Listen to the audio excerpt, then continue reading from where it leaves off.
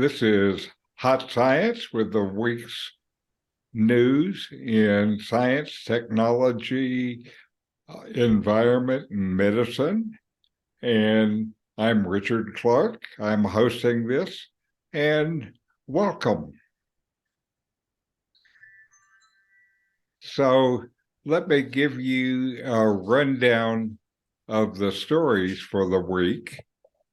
Then what I have is the top story is about perovskites, and these are a dirt cheap alternative to silicon, and they just got a lot more efficient.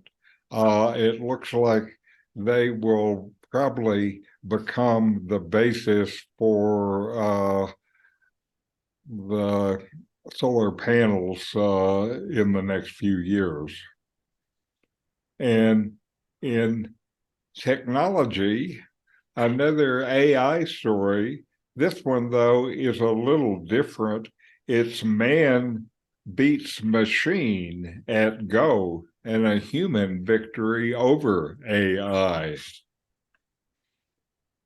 And in the environment, researchers find that clay could be the solution to global warming. And in space, 8 mysterious radio signals were uncovered by astronomers using AI. These could be extraterrestrial intelligence. And in a human story, an anthropology story, a 5,000-year-old tavern was found in Iraq. So we've been getting together to hoist one for a long time.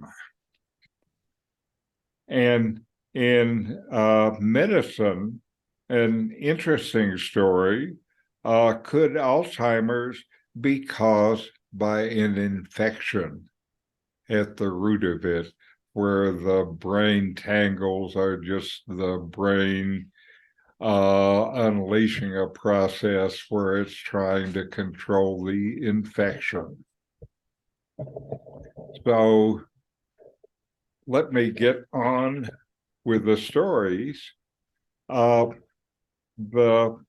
reason that I have the perovskite story as the top story is that this technology, because it's so cheap to manufacture, once they have the details worked out, will take over the solar panel business in the world.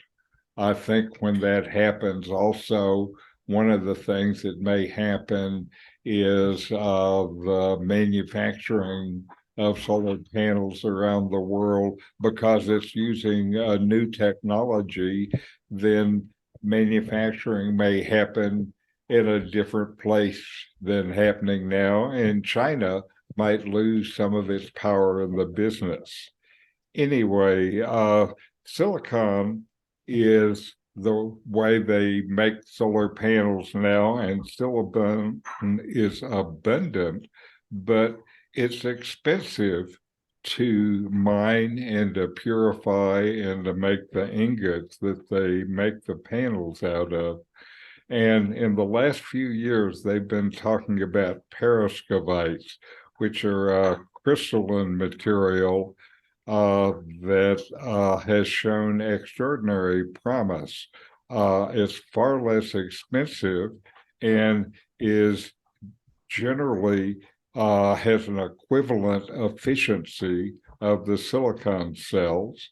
And now they've done something that in research that makes the perovskites much more efficient. Perovskites are synthesized in a wet bath. So basically, they put some material in a fluid and withdraw it from the fluid, and the material on its own crystallizes into something that can absorb and convert sun to electricity. So it's much easier to manufacture because you have a bath and you're pulling something out of the bath with a crystal structure on it. They had been using them with a glass substrate, and what these guys figured out that you could do is, instead of putting them on a glass substrate, to put them on a conductive substrate, either a metal or a layer with a metal and an insulator. And what they found when they did that is it increased the efficiency by 250%. So it's a big increase in the efficiency, and it's enough that guarantees if you can turn this into a production product, it's going to be a winning technology, cheap and efficient. The problem they have with perovskites now is they still don't last as long, and they are working to extend the life of the crystal and have been making significant strides with that. But this particular development within this new technology, I think is going to be what ends up putting it over the top in terms of solar cell technology. It's still going to be a few years because they have a fundamental issue that is the issue of life that they have to resolve. They're working like mad on it. So stay tuned. And the way things are going now, it wouldn't surprise me to hear if in a few weeks they figured out how to make them last 10 times longer. So what do you guys think? Well, the development, having solar shingles like Musk has been working on becomes a lot more viable. Uh-huh.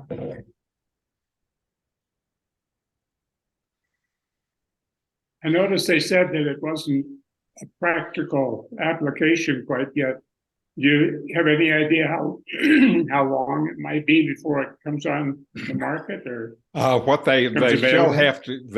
have to solve a fundamental problem, which is to make them last long enough to have a useful life. The stuff they have now, I believe, would have an effective life of a couple of years, but having to replace your solar panels, even if they're cheap, every 2 years is not a practical human solution. So their chemists are madly working on tricks, and I will see something. It's hard to give you a time scale because, invention doesn't happen on schedule usually. I know it seems to happen suddenly. Right. Yep. Nothing, then suddenly. Then everything. Yes. That's good. Yes. And, that's still the kind of time we're in. And that's why, predicting change in this environment is so difficult, because a lot of it is still based on making fundamental discoveries and then figuring out how to apply them in mass production. Anyway, so the next story is an AI story. And before I play the story, I want to play a short video for you, trying to demonstrate what you can do with AI. I asked ChatGPT to write a 4-stanza poem about hot science with Richard. And then I took that poem and put it into another AI program that is a text-to-speech generator. And so I made us a little hot science poem to demonstrate what you could do with AI at the moment. Here we go. Oop, I got the wrong thing up. The technology. On Zoom, we gather for Hot Science with Clarke to explore discoveries that leave us in awe. From technology to medicine, we embark and delve into the world with curious rapport. The environment, a subject of great concern, we examine its changes with a watchful eye. With Clarke as our guide, we eagerly learn to protect and conserve as time goes by. Medical marvels, a topic so vast. From vaccines to therapies, we study them all. With Clarke's insights, we learn at last the wonders of science, both big and small. Hot Science, a journey of discovery and joy. With Clarke as our mentor, we explore and grow. In every subject, we strive to employ our knowledge to make a difference, to help and show. So, that's the kind of stuff you can do, and all of it is getting better. If I was actually using the next range of tools that I haven't gotten into, partially because they cost money, I would have been able to take that audio script and give it to a movie making program that would both provide the voice to speech, selecting 25 different speakers, and having some moving image or something, or some kind of images. I think it's not quite there yet, but it's almost to the place where I could start with a photograph of me, have it photograph me, and have the AI system turn that into a 3D image that would mouth the spoken word. So, can you set it to music too? This stuff is changing more rapidly than any of us have any idea of. So it's not a bad one thought. I think you could leave it up on the screen for people to read, perhaps, when they come online. But then they wouldn't hear the voice. I have to activate the voice unless I just had it set up as a loop. And I think having the computer generated voice is cool. Was the chat, was it Chat GPT? It was Chat GPT, and basically I asked it to write a 4-stanza poem of 4 lines each about our Zoom broadcast of Hot Science by Richard, talking about science, technology, environment, and medicine. Yeah, it's impressive. And, so it's a lot of stuff. I also, in another area, I'm not going to use it. I asked ChatGPT for basically 100 subject titles to cover some area that I'm working on and teaching, to make short videos for this subject. And so it gave me 100 things that I could write about. Then I can ask it to expand number 2, and then it'll give me 100 or 500 words on whatever that one is. And I could take that then and put it into another program and have them turn that into a video without having any human content. It would be hard to say that was by Richard, though. So how do you get there, Richard? You just put it on the search, go to Chat GPT, and it'll Right. come. You can just search for Chat GPT and they will take you to OpenAI, which is the site that's offered, and you just set up a free login and you start asking it things. The thing about Chat GPT is you need to give it a prompt so it knows what you're talking about. Then you give it the request. So I do things about this Indian teacher Ramana Maharshi, and I tell Chat GPT, quote, act as an expert on Ramana Maharshi, then explain this, and I'll put in something that Ramana said that I want to talk about, and it will give me a good explanation. And the problem with it is if you don't know the area, it may just make up stuff. In a demonstration about it that John Oliver put on his show, he talked about they asked for a biography of some writer from the last century, and they gave his name and they gave him a nice biography. The only problem was that the writer didn't exist. But it sure sounded good.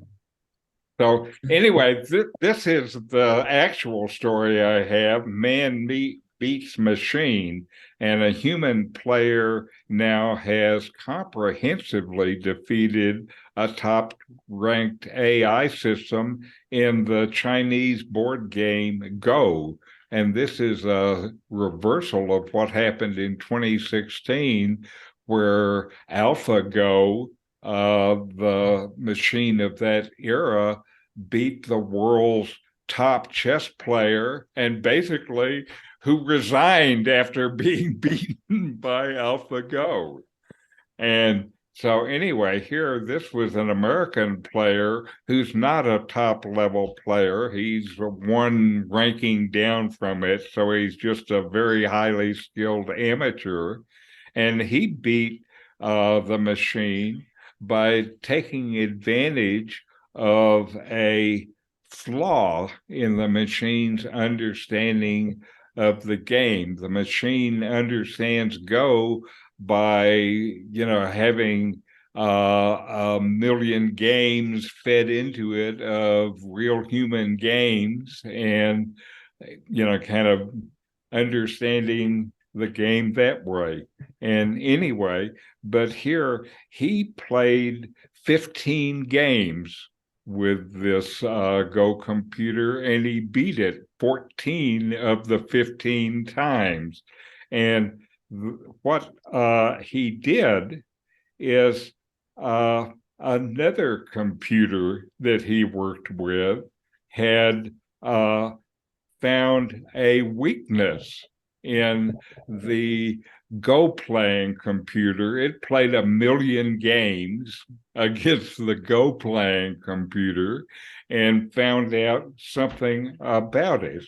And the weakness that he found was something that a normal or human who's still a good player, but not one of the great players, could use this through the game to do something that the computer didn't recognize. And the reason the computer didn't recognize it is it didn't show up in these games. And the reason it didn't show up was because a human could easily recognize what's going on and thwart it. But so it didn't show up in these high-level games because playing against a human, it's a stupid thing to do and they'll catch you every time.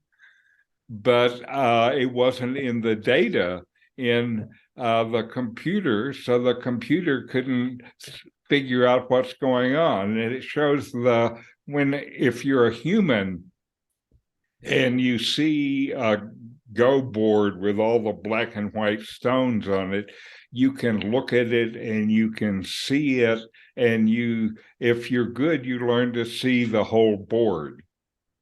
And when you could see it, you see what's happening. The secret trick that they found out is, Go is played with black and white stones on a 19 by 19 matrix. You play on the intersection. You try to capture the most space. If the space is littered with the bones of your dead enemies, that's even better. And so what the trick was to make a big circle around some enemy formation where it looked like you'd be doing other things too, but the real focus was to surround some big formation on the enemy, and then when you close it, you can kill him and he's dead and you win the game. The computer, since that particular kind of attack was not in this data set, the computer couldn't recognize it. And the reason why they have these big AI systems playing something like Go is is so complicated, you can never figure out all the moves. So there are 361 squares. That means the number of Go games that are possible is something on the order of 361 factorial. That is 361 times 360 times 359, etc. And that number turns out to be 1.43 times 10 to the 768th. And to give you an idea how big a number that is, all the particles in the universe, this is for you, Daryl, are about 3 times 10 to the 80th. So the number of Go games is substantially bigger than the number of particles in the universe. So you can't just figure out, like with tic-tac-toe, what are the possibilities. So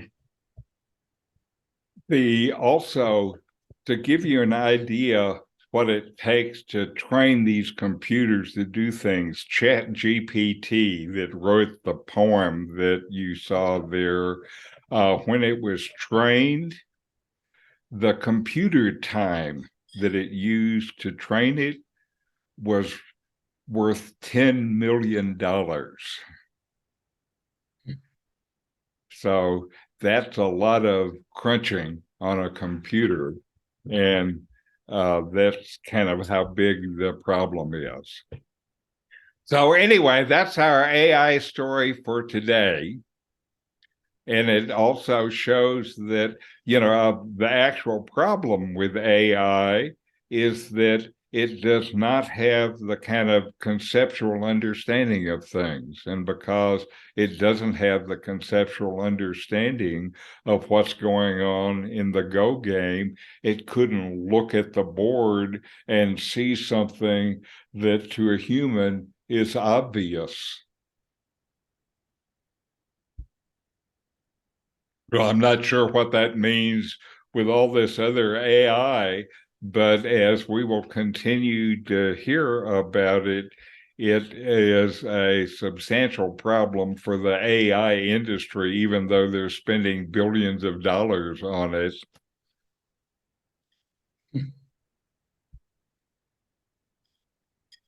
So, thoughts, anyone? On me.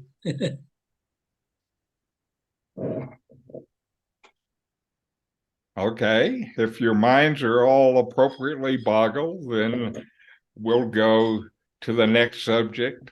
The next subject is down to earth. This is about not dirt, but clay. And so, the problem that we have with the atmosphere is still that we have too much carbon dioxide. The carbon dioxide levels have really doubled since the beginning of the Industrial Revolution.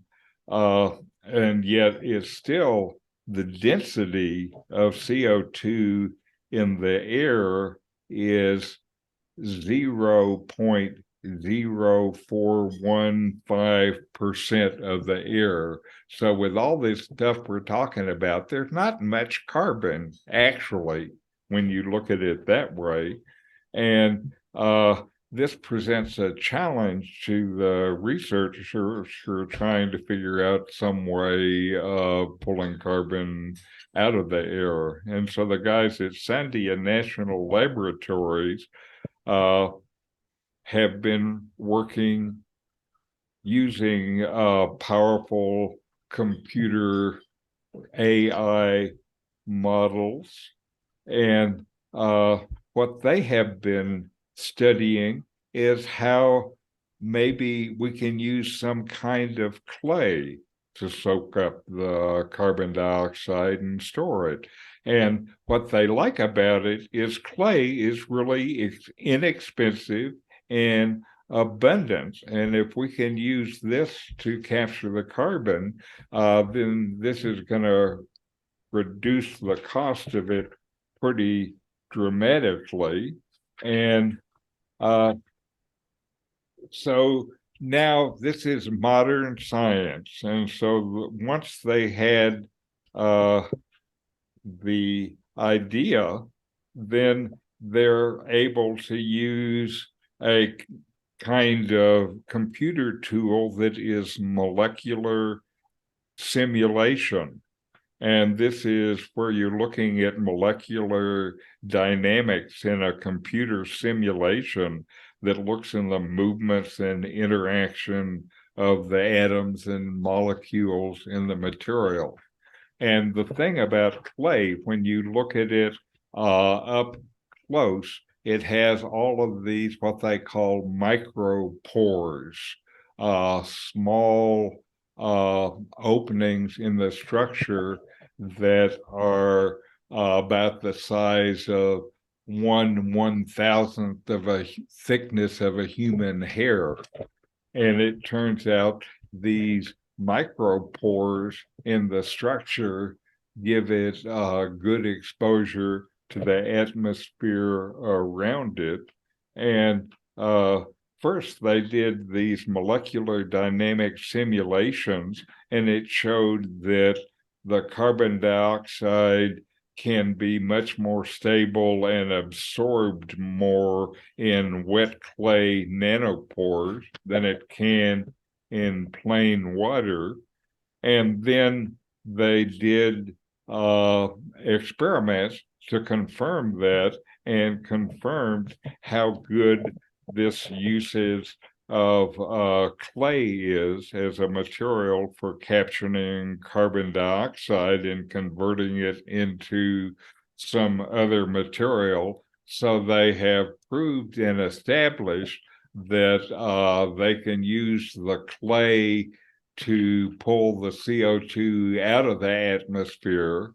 That's still just half of the problem. What they're working on now is solid ways to remove the CO2 from the clay so they can then do something like extract it and use it in industrial processes that are sequestered underground or something like this. So they conceive of using this clay material kind of like a sponge, where it would absorb CO2 during part of its cycle, and then you could get the CO2 out of it and do something with it and reuse the material.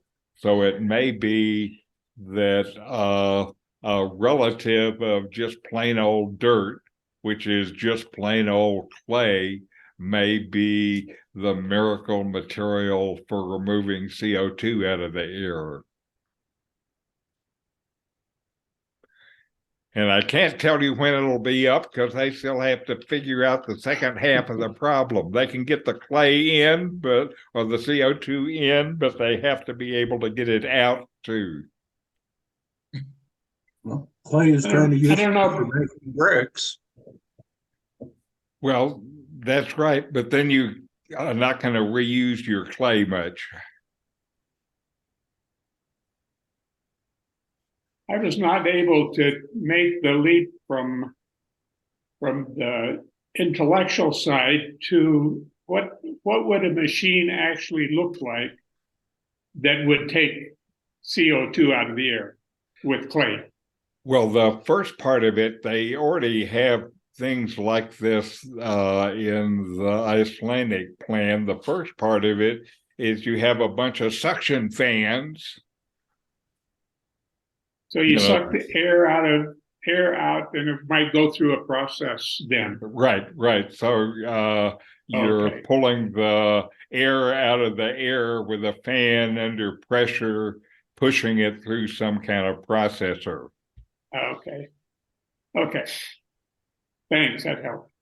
And, what I have seen with the design work that people have been doing about these already, the current machines they have that can do it, because they use fans, they're noisy. And so I've seen artists' renderings of these, for example, in an industrial part of town where already it's noisy. Then they have a bunch of these fans on top of buildings that are sucking air out and doing something with it to pull the CO2 out of it. And so how do they manage to keep the CO2 in place? Well, again, there are different ways they're doing it. One of the ways that they're dealing with CO2 they pull out is pumping it down empty oil wells.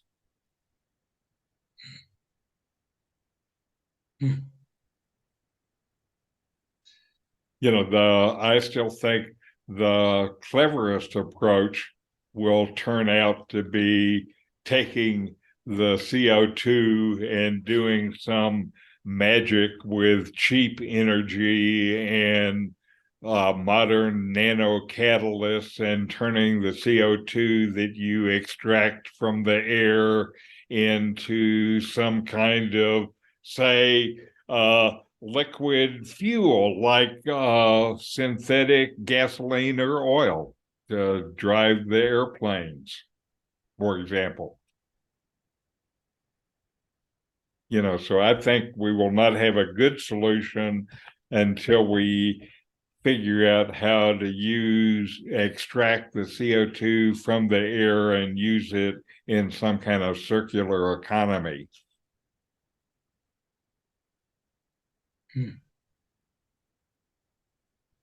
Sounds like wishful thinking, actually.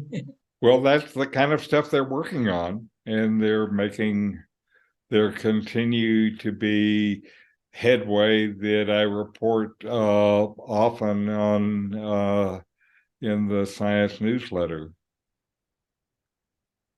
Okay, so for the next one, we have our space cadet story. And here now, astronomers have picked up 8 mysterious radio signals that they think could be coming from aliens sending messages. And how they pick them up in signals that they already looked at a long time ago. And they looked at them this time with a new state-of-the-art AI system. And when they looked at it this way, what they were looking for particularly were short broadcast in narrow frequencies. Natural radio signals tend to be wide spectrum, so they were looking for narrow spectrum stuff. And they looked at data from kind of nearby stars within 30 to 90 light years away. And they looked at the data that was collected years ago, and they had 150 terabytes of data to be able to scan. To give you an idea about how much data that is, 1 terabyte could hold 1,000 copies of the Encyclopedia Britannica. So they had to look through that much data. And when they looked through, they found these 8 signals that when they had looked at all of this data before, trying to scan it for things that could be from intelligent life, and they had scanned it before and thought that it was, quote, devoid of interesting signals. And so no targets of interest were originally indicated, but they look at the same data with a new technique and they find, very interesting stuff that they have to look at. And these results dramatically illustrate the power of applying modern machine learning techniques and computers to these challenges in astronomy. And this may be a big deal, if there are what look like 8 of these signals that sure do not seem like anything that happens naturally, that are within just kind of our neighborhood in this galaxy. It would mean there's a lot of them in our solar system and a lot more of them in the universe. So we may not be alone after all. Were you able to figure out what these signals were about? Well, they found that they were there. That was a start. I mean, AI plays a good role in this because it can just sit there on a computer and check the bits as they come by on all these signals. Right. Better than a human. Right. A lot better than humans. And if you're a human, to sit there with your headphone and listen to 150 terabytes of data would take you a while. Right. And you'd likely miss the good parts. Right. And again, when you're getting the data, a lot of what you're seeing is this broad spectrum stuff, which I bet would swamp narrow spectrum stuff. Right. So I bet it's tricky. You got to figure. Go ahead. How do they know it's data rather than noise? They just know it. They just know it's a signal is all they know. They don't know what the signal means. They don't know who made it, how they made it, why they made it, what it contains, or any of those things. They just see a signal. It's a beep in the night. Yeah, it's basically different than the background noise. Mm-hmm. It's something other than background noise, but they don't know anything more than that. Right. But before, when, they've been doing this since 1960, and since 1960, they were, for what, 60 years, and now being 8 for one computer run is on a remarkable hot streak. Right. And considering the distance that the stars that they're pointing at, 30 to 90 light years away, that signal originated a long time ago. Right. Right. But it's still in our neighborhood. This is all stuff in our neighborhood. That's true. It's in our galaxy. And you could imagine some faster than or as fast as light vehicle accelerating and getting to a close one and looking around and coming back within the lifespan of a crew. Right. So they'd have to travel at the 30 light years away. They'd have to travel the speed of light, and it would take them 30 years to get there. Right. And 30 years to get back. And since we have the time dilation, everybody they knew on Earth would be dead when they returned, but they might just be a few years older. Correct. Anyway, that's when we have science fiction to talk about stories like that. Yeah. And that's why we have astronomers like Daryl to continue to excite our imagination about what is out there with all his pictures of what I think of as grand physics experiments. Right. There's a lot out there. That's right. So, okay, the next story is about us getting together in the evening and having a good time. This modern concept has really been with us for a long time, and recent astrology work found the first tavern that was built in a rock 1,000 years before the Great Pyramid was built. So that's a while back. It's in the ancient Near Eastern city of Lagash, and they found the foundations of a tavern that included an open-air sitting area, a kitchen complete with oven and a clay chiller and ancient crockery. And so this area it's part of the oldest city in the area in the Near East and was already inhabited by the 5th millennium BC. That's 7,000 years ago. And what they found was they're using a new tool in archaeology, magnometers, and what they're doing is using magnometers and analysis of sediments, and they are finding more things with the magnometers, of course, than they could find just digging into the earth. And so it's not like old-time archaeology. It's archaeology using advanced instruments that can see into the ground. And they're not going after the big mounds in there because they've already gone after them. They're using these techniques to look at smaller structures to see what they're able to find.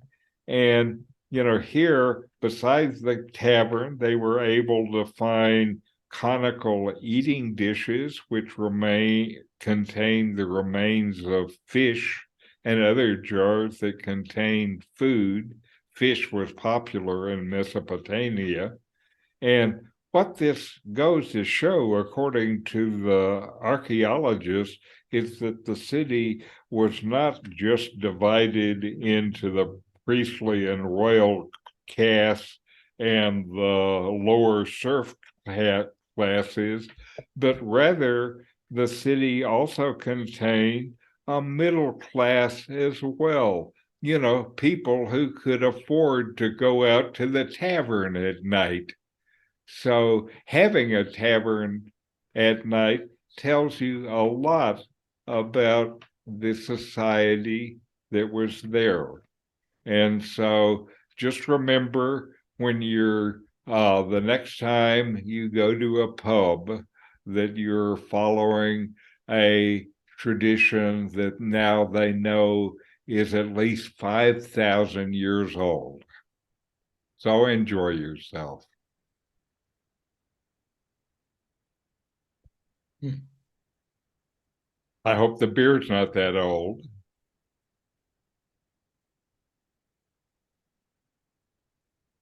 Interesting. And, I think to me, I enjoy stories like this that give you just some idea of the sign of what the life was like for people there.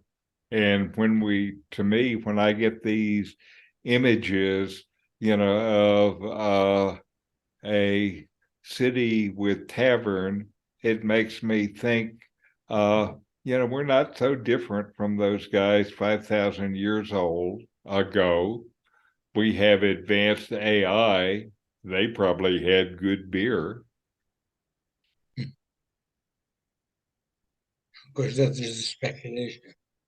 That's right. But we know it's not just speculation that there had to be a middle class. There had to be somebody who could afford to go out to the tavern. Okay. So now the last story today is about Alzheimer's. Could Alzheimer's be caused by an infection? The research on Alzheimer's has focused on the plaques in the brain, but some scientists think that viruses and bacteria play a role here. And one researcher who has been studying this was trying to figure out some approach for Alzheimer's that had a reasonable shot at working. And he found an old theory going back 35 years, which linked the herpes virus to Alzheimer's. And there was evidence, it was indirect evidence, but there is evidence. And since the 1980s, a few researchers around the world had been looking at this idea, and mainly the other colleagues snubbed them. They had discovered the amyloid plaque and were looking at the amyloid plaque and thinking that that was the cause of the disease. They're finding it in all these people with Alzheimer's. It must be the case. And so when this guy looked at it, he found research that went back 30 years. Some of the evidence pointed towards herpes simplex virus, which is found in more than 2/3 of populations around the world as the cause of this oral herpes. And studies in several countries suggested that people who had been infected with herpes earlier in their life were more likely to get Alzheimer's. And then there was a study in 2018 from Taiwan that showed when people with herpes were treated with a standard antiviral drug, it decreased their risk of dementia by a factor of 9. So that's pretty significant. And so could a virus be the smoking gun the scientists have been looking for? And the basic idea is viruses like the HSV1, the herpes virus, invade the body long before Alzheimer's happened, and they invade and get into the central nervous system and are there for a long time, combated by the brain's normal immune system, which keeps them in check. But for some people have genetic issues that make that system weak. Other people, like us, our immune system gets less effective as we get old. And they're thinking for one of these kind of reasons, then the brain's immune system that kept these viruses in check loses its ability to control them anymore. And what they have found when they're researching these amyloid plaques is 15 years ago, they discovered that amyloid has antimicrobial properties. So this amyloid protein plaque that is associated with Alzheimer's looks like it is helping to defend the brain against the invaders. And while the process of clearing it out is still working earlier in life, it is no problem. But as you get later in life and lose your immune response, then it no longer deals with the problem, and the plaque associated with Alzheimer's starts to build, and then in a while you have symptomatic Alzheimer's. Now there are some medications that have been approved. There's one that was approved in the end of last year. Lecanemab is how you mispronounce it, and it shows substantial clearance of the plaques. They're thinking, though, that this still is not a good solution, and if you're going to do it, you have to start the treatment much earlier in the disease, and to deal with it that way is not very practical. Say you were going to try to use it on people in midlife, then if every American had a blood test for this condition so that they would take the medicine, then something like 40 million people would find that they needed to take the medicine. The medicine right now costs $26,000 a year per person. So that's not a good solution. So what they have hoped for is this work with the herpes virus is going to find out that antivirals used during this period from midlife, if you have a problem or something like this, is going to be a much cheaper, much more effective technique. They also have found that shingles vaccination seems to lessen the risk of developing Alzheimer's. So that's one of the other avenues that they're looking at. Is there some kind of injection vaccine that we can give people that would then keep the Alzheimer's in check? And so right now, the tests that they're doing are not tests to find a vaccine or anything. What they are hoping to do with the tests that are underway now is hoping for just some hint that they're on the right track. They're saying we're not curing the disease in this trial. We're looking to see if patients who get antivirals will decline in the rate that they get Alzheimer's. But to me, this is interesting and positive, and it's something I will continue to watch for the results for.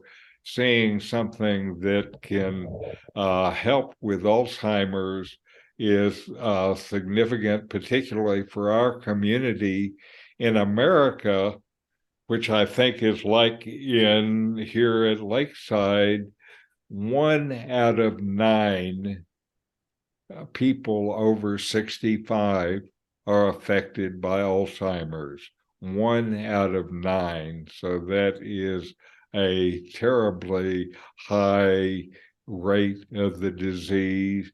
And I think here we all know people who have had their lives affected and their partners' lives affected by this terrible disease.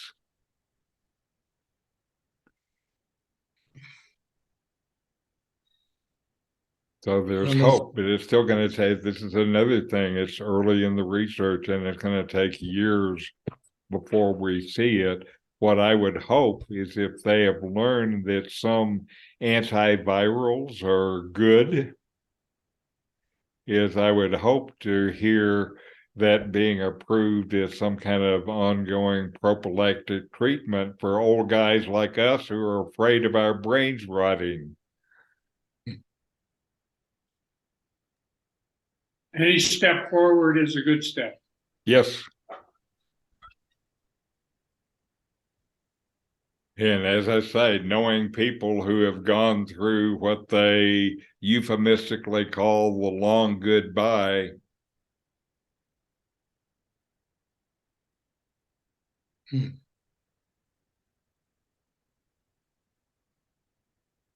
Okay, that's what we got for this week. Well, we're enlightened. And thank you all for joining me, and we'll see you again next time. Adios, friends. Thanks, Richard. Thanks, Richard. Okay.